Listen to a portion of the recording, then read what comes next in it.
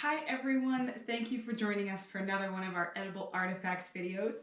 My name is Sydney and I'm the education coordinator at the Sidney Museum, which is located on the traditional territory of the WWII people, whose relationship to this land has lasted since time immemorial and continues to this day, and we are so honored to get to live and work on this beautiful land. For this video, we are making war cake, which is pretty much what it sounds like. It is a cake made during wartime.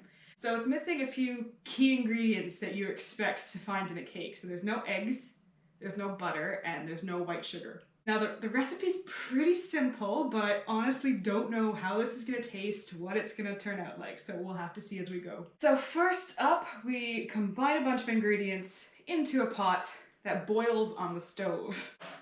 A whole bunch of raisins.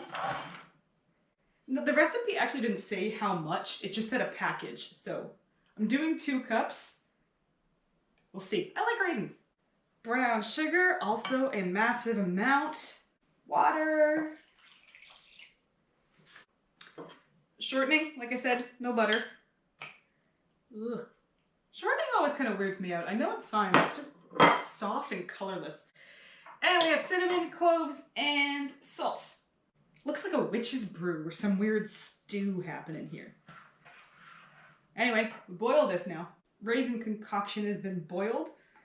It looks more like a slop or a stew now than it did before.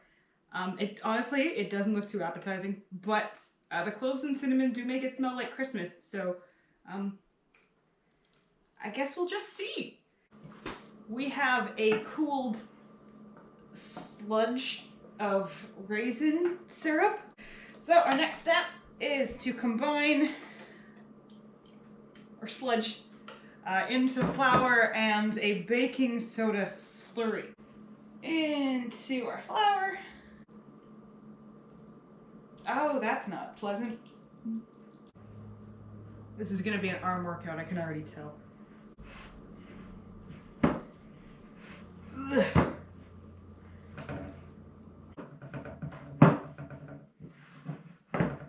I gave up on the spoon. Pretty sticky though. So the recipe said this could make 2 loaves, but I think it'll all fit in the one.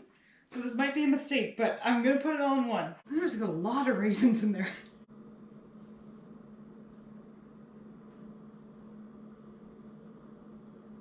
I think we're good. It did say that the cake was supposed to be moist. So, let it cool in the pan for a bit, and then I guess we'll try moving it to a rack. Instructions from the 1940s don't really tell you all of these details. I think they just assume you know. Take it out of the pan. Trusting my own competence here. Oh god. Oh, it's staying together. It's staying together. We have a cake. We're cutting into it. Alright, put a bit of a crust on it. A lot of raisins. Might still be a tiny bit doughy in the middle. So maybe you're supposed to bake it into 2. That's probably a better idea, but let's see what it tastes like.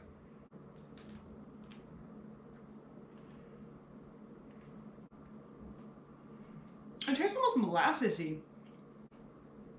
I mean, it's not bad. I like raisins though, so that definitely does help. This cake was made to fit a rationing diet, so it's missing a couple things, but it does taste good. It tastes very homey, I would say. My recommendation? Do what the recipe says, split it into 2, and then that way you don't need to mess with the baking times like I did. Though this did work, I will say. It just took a little bit longer. And there you have the war cake. Thank you for watching this video in our edible artifacts series. We'll have more coming to you soon. And if you'd like to learn more about the history of this cake and the time period it came from, as well as other topics from Canadian food history, be sure to check out our virtual exhibit, Edible Artifacts. We'll have a lot of information there, and it's just all around a ton of fun. Thank you for joining. We'll see you next time.